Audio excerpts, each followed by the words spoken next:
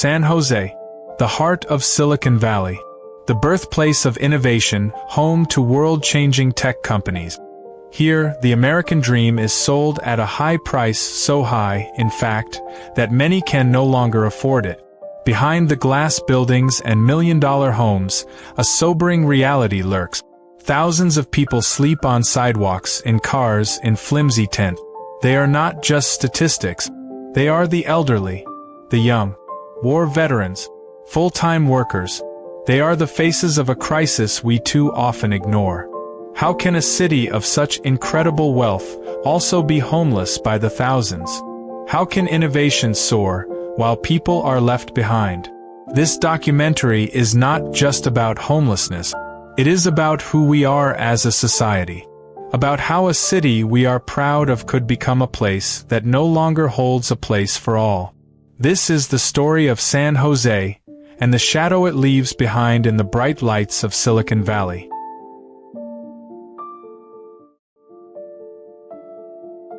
San Jose. It is known as the home of sophistication, the epicenter of the digital revolution, and the heart of Silicon Valley. This is where technology advances faster than time itself. This is where ideas become riches, and startups can become global giants in a matter of years. But behind the narrative of progress lies a different reality. San Jose isn't just America's wealthiest city. It's also one of the most unequal in the country. The median home price in San Jose now tops $1 million. Meanwhile, thousands of its residents live without a place to live. They're not unemployed, they're not lawbreakers, they're not any of the old stereotypes we imagine. Many of them work, washing dishes, cleaning buildings, delivering food, but none of it pays enough to put a roof over their heads. In this city, full-time employment no longer guarantees a place to live. Even a modest rent can eat up an entire month's income.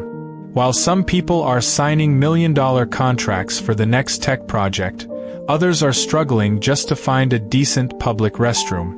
San Jose is a perfect portrait of uneven progress. A city where success and despair walk side by side on the same sidewalk.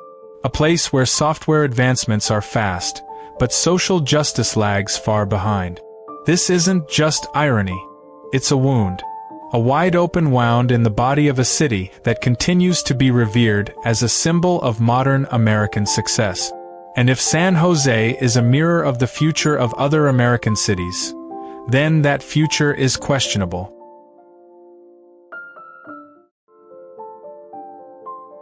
No crisis just happens. Homelessness in San Jose is not a natural disaster. It's the result of choices. Choices made by the market, by policy, and by those in power. Let's start at the deepest root. Unreasonable rents. In San Jose, rent for a small apartment can cost as much as $3,000 a month. It's not a luxury apartment, just a small space with a tiny kitchen and a makeshift bedroom. That's the entire monthly salary of a restaurant worker, a janitor, or a preschool teacher. While the cost of living continues to rise, wages haven't kept up. California's minimum wage is higher than the national average, but it's still not enough to cover the cost of living in this city. Even someone who works 2 full-time jobs can still find themselves homeless, just because of one medical bill, one unexpected event. The working poor is a term that shouldn't exist. But in San Jose, it's a reality for thousands of people. They're not unemployed. They're not lazy. They're working and they're still homeless. Then there's the chronic housing crisis. For years, San Jose has failed to build enough affordable housing. Investors have flooded into the city, buying up properties, driving up prices, and turning homes into speculative assets. Not homes, but money machines. The city has tried to respond with policies, but most have been too slow, too small, or too focused on emergency relief rather than prevention. Shelters have been built, but they're always full. Subsidized housing units have been announced, but waiting lists can be years long. Rental assistance programs have been introduced, but they've disappeared as federal funding has dried up. Meanwhile, the criminalization of homelessness has been quietly underway. bans on camping in public spaces, evictions of tents without real solutions, and police operations that intimidate more than they help. Rather than healing wounds, the system has only fueled fear. This isn't just a logistical failure. This is a crisis of values. When housing is treated as a commodity rather than a basic right, people are the victims. And this crisis didn't just appear suddenly. It's been growing slowly over 2 decades, watered by market deregulation, fed by investor greed, and allowed to grow by policies that patch things up, not fix them. San Jose is not a city without resources, but it is a city that has for too long chosen to prioritize profit, and to forget about those who have nothing.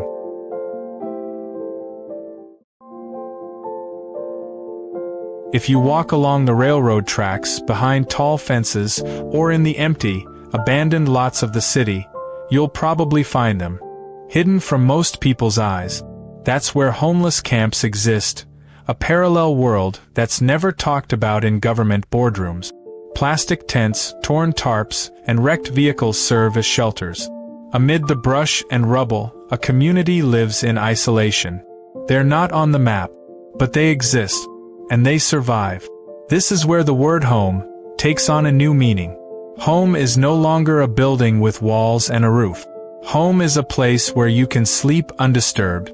A place where you can still feel a little safe, even if it's just cloth and wire. These camps are not organized by anyone, but within them there is a social system. There are unofficial leaders. There are unwritten rules. There is solidarity in adversity.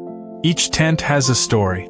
In one corner, an elderly woman lives alone after being turned away by all shelters because of her pet dog. In another, a couple makes coffee from water boiled over a makeshift fire, trying to maintain the routine of their old home, now a distant memory. But life in the camps is not just about survival. It's also about confronting threat. The threat of police coming with eviction orders. The threat of outsiders coming to steal things. The threat of harsh weather. The sweltering heat of summer, the bitter cold of night. As the city cleans up public spaces for comfort, these camps are being targeted. Tents are being dismantled, belongings are being thrown in dumpsters, and people are being forced to move, with nowhere to go. For them, it's not just a cleanup. It's a severing of hope. We often call these places squatters. But there's nothing wild about people just trying to survive. What's wild is the system that allows thousands of people to live like this in the middle of the world's richest city. Homeless camps are not places of choice. They are places of necessity. And as long as we choose not to see them, their world will remain invisible, buried beneath our silence.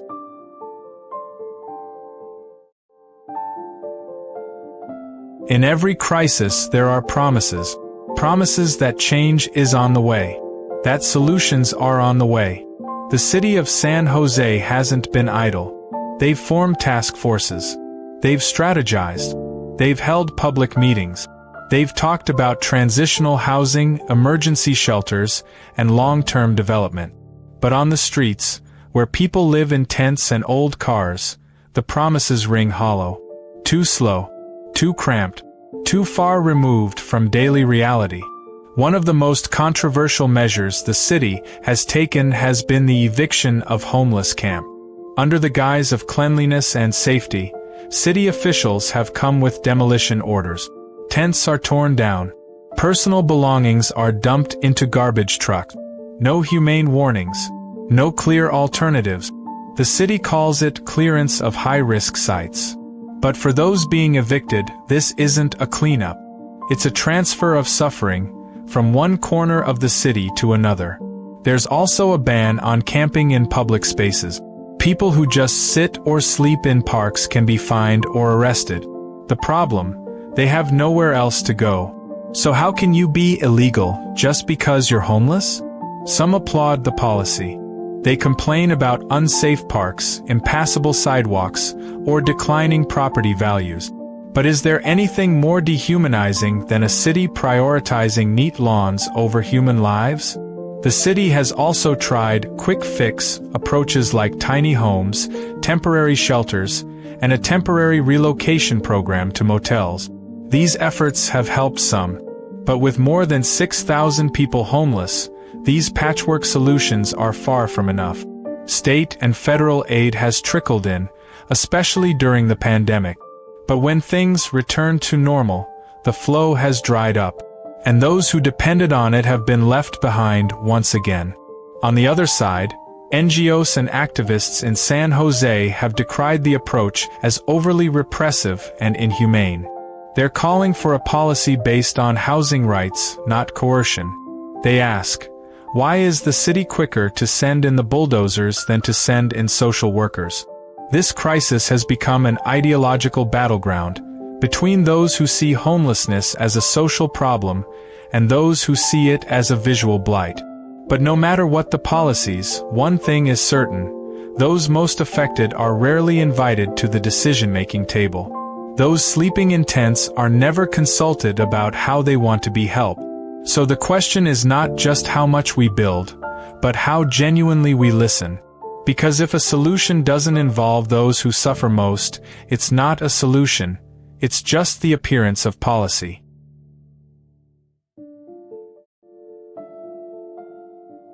San Jose is the birthplace of technological wonder. It's not just home to Silicon Valley, it's a symbol of the digital world in full swing. Here, apps are born every day, artificial intelligence is thriving, and billions of dollars change hands in seconds. But behind the bright lights of startups and innovation labs, there are thousands of people living without signal, without connection, without access to the digital world that has become a basic need. In the most technologically advanced city in the world, there are still people without email. They can't access social services because they have to register online. They can't apply for jobs because they're only available online. They can't get help because they don't have the devices to apply. This isn't just economic inequality. It's existential inequality, because in today's world, if you're not connected, you're almost invisible. Ironically, some of them were once part of the system. Some former engineers, programmers, and even former tech workers now sleep in tents not far from their old offices. San Jose has connected the world, but it has failed to connect its own city. And as long as technology continues to move forward without looking back, the digital divide will continue to widen, separating people not just from the internet, but from hope. Amidst all the uncertainty, amid the rows of tents and cold streets, hope still lives. Maybe not in the form of grand policies or trillions of dollars, but in small, consistent, and sincere actions, born from the community itself. In some corners of San Jose, social innovation is starting to grow. Not from city council chambers, but from everyday citizens, volunteers, and grassroots organizations. Those who aren't waiting for the government's green light to act. Like the Tiny Homes Project, small homes built on temporary land to provide alternative housing. Simple, but functional. Each unit has a bed, electricity, and a sense of security that has been missing. For many, it's more than just a place to sleep. It's a starting point for getting back on their feet. On the other side of the fence are the mobile community kitchens, which come bearing not just hot meals, but smiles and nicknames. Because sometimes being heard and called by your name means more than a bag of rice. There are also mobile clinics, free clothing banks, and legal aid tents popping up on the outskirts of homeless camp. They're bringing not just goods, but dignity. Telling the world that everyone, no matter what, is worthy of respect.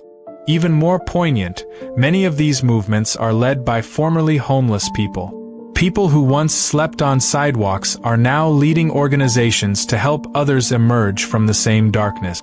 Because they know that hope is fragile, but it can grow if given space. San Jose may not have solved its crisis, but it also holds the seeds of change.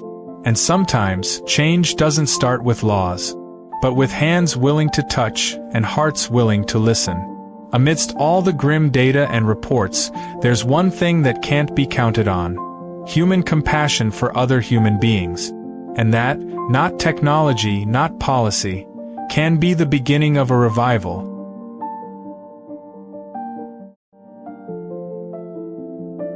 Amid the myriad stories of heartbreak surrounding San Jose's homelessness crisis, experts are trying to weave hope into common sense.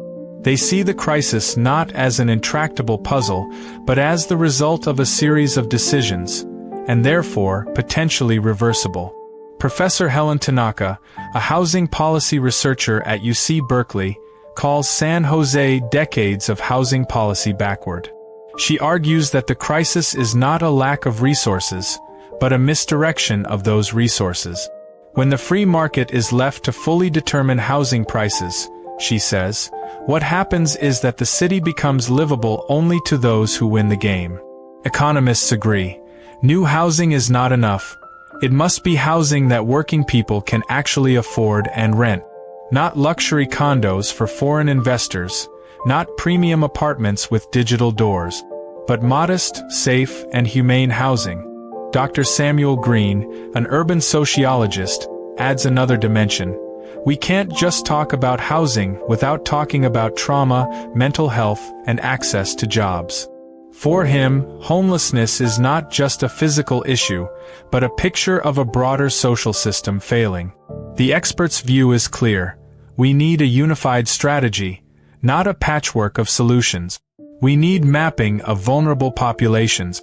We need reform of rent and property tax policies. We need social workers, not just eviction officers. And more than that, we need a policy that listens, not just projects. But the future isn't just on the academic desk. In communities, the hope is growing. Some neighboring cities are adopting a housing-first approach, providing permanent housing first, then other assistance later. Data shows this approach is cheaper than emergency shelter and more effective in the long run. The question is, does San Jose have the courage to change the paradigm? Because as long as the city continues to view homelessness as a visual problem, rather than as human beings in need of structural support, policy will continue to miss the mark. The future will not be determined by the technology we create in Silicon Valley, but by the values we choose to build our lives around. At the end of it all, behind the numbers, the policies, and the stories we hear, there is one reality we can't escape. Homelessness isn't about them. It's about us. We live in a system built by collective choice. We shape our cities by what we allow and what we ignore. So this crisis is not just a reflection of individual failures. It is a reflection of the values we hold as a society. When someone sleeps under a bridge, while the windows of a skyscraper above them remain empty, it is not just a contrast. It is a moral question. What is progress if it leaves so many behind? What is a smart city if it cannot answer the most basic need? A place to live. One day we will be asked, by the generations after us, or perhaps by our own consciences, what do you do when your city forgets about people? And may we not answer with silence when that time comes. May we choose to care, to act, and to realize that the shadow on the sidewalk is not a stranger. That shadow is us.